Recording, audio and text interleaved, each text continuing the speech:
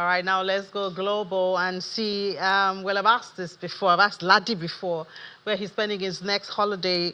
Mr. Ward mentioned Kenya again. So I think we're going to. Yes. East Africa. Yes. Huh. So I think we're going to have to compel you to go to Kenya, look around, see what they're doing about. We know they're very good with tourism. They've attracted a lot of tourists. Their tourism All revenue. expenses paid. Yeah. Nice. By who? You and your backers. Okay. All right. All right. At this point. Okay. Yeah, so I'm happy. All right. Anytime. I'll pack my bags. Thank you so much, for that. All right, let's get a check of what's happening in the global space now. I'm starting with the UK. We see UK's economic landscape is at a crossroads.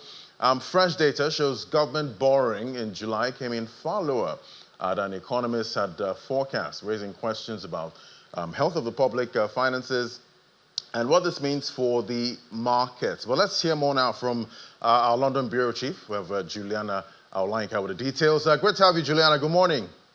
Laddie, good morning. Yeah, so I guess this is good news.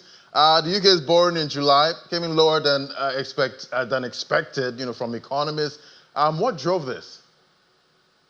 I think this is quite good news for Rachel Reeves, the Chancellor of the Exchequer, who has, as you know, has had a really tough couple of months, particularly as she's preparing for the next fiscal event, which is the autumn statement. And there are suggestions that she is going to have to raise taxes because she doesn't have enough fiscal headroom.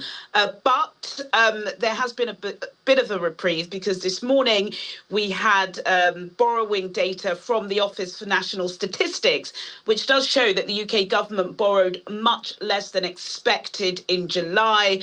I think the tax receipts came in at about £1.1 billion.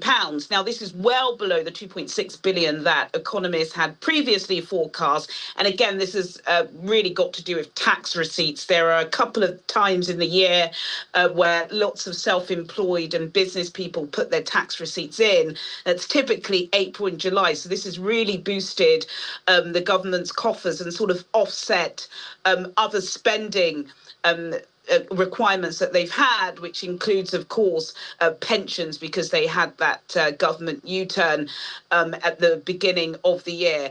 So like I said, for the Chancellor, this provides a temporary reprieve ahead of the year. But all you need to do really is just kind of zoom out a bit, and you can see that overall borrowing this year has already way overshoot the Office for Budget Responsibility's forecast, meaning that she still is going to have to find further savings.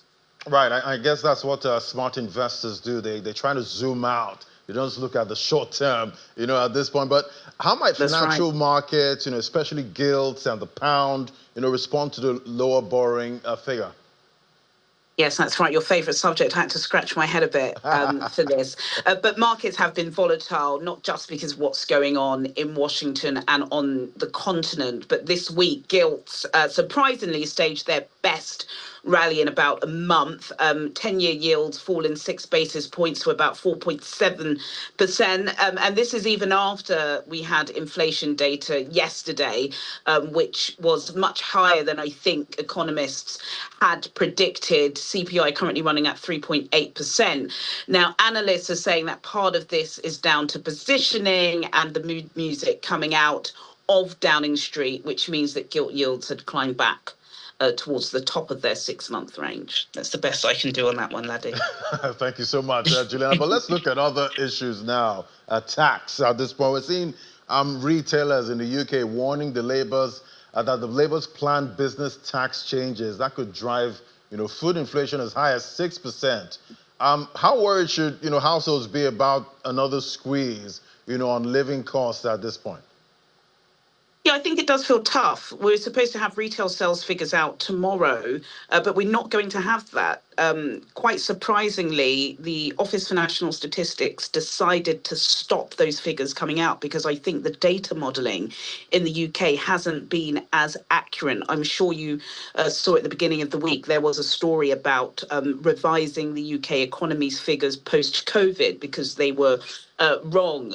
So I think there is a little bit of caution in the air about how we can actually track these figures rather than just a few economists sort of putting them together. But I think there are concerns. The cost of living is still quite high. I know as a mother, you go out, it's summer at the moment, and you're constantly spending. Again, going back to that data we got yesterday from the ONS showing that CPI was at 3.8%. Away, if you take off alcohol and petrol, it actually was at 4.9%. Now, I know if you look at that figure globally, it does appear as if, we're doing quite well here in the UK.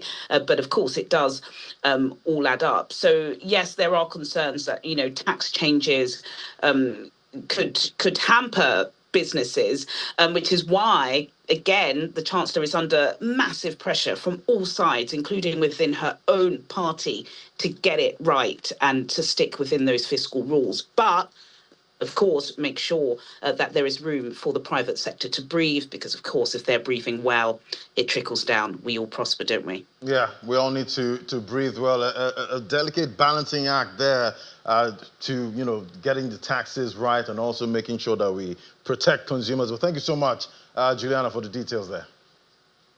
Thank you, Laddie. All right, let's take it on to Japan now. We see Japanese manufacturing activity that shrank less than expected in August and was close to breaking back into expansion territory. Purchasing Managers Index data showed today that the S&P Global Flash Manufacturing PMI, that rose about 49.9 points in August from 48.9 in July.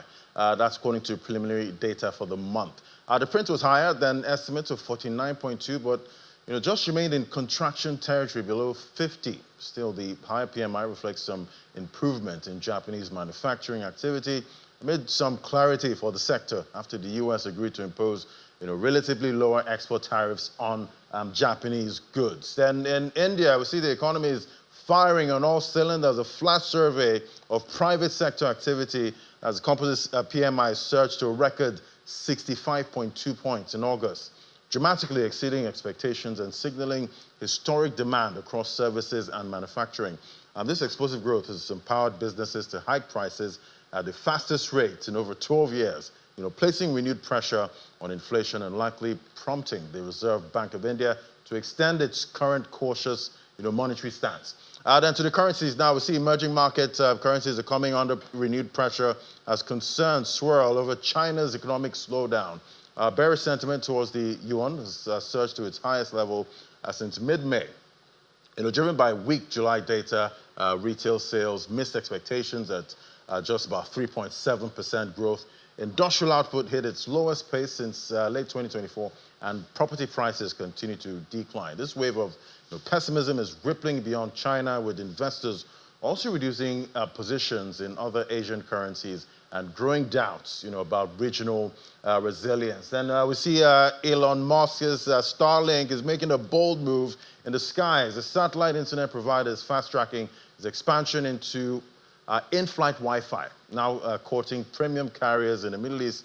Is reportedly in advanced talks with Saudi Arabia to equip more than 140 of its aircraft, while also wooing Emirates and Fly Dubai. If successful, the push could reshape how luxury airlines compete for connectivity and passengers. So yes, Ini, I guess it kind of dovetails into what we're seeing happen with some of our airlines here. Either you're turning off your phone or you're putting it on airplane mode, and we've seen the kind of confusion is caused. Yeah, but Laddie, I think the NCAA has come out to clarify that. Just turn it off. To say, put it off at the beginning when the flight is leaving, departing, and when it's landing. Right. Yeah, so these are the 2 points that you need to put your phone because sometimes, off. When I'm in the plane, I'm trying to read my books. You can do that when the plane is steady on air, Laddie. Right. Nobody's stopping you from using your device. Just a few minutes. Yeah, just when we are departing and when we are landing.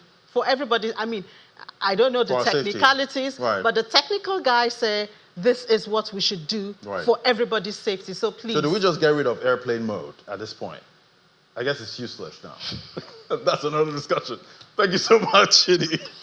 Okay, Ladi, you win.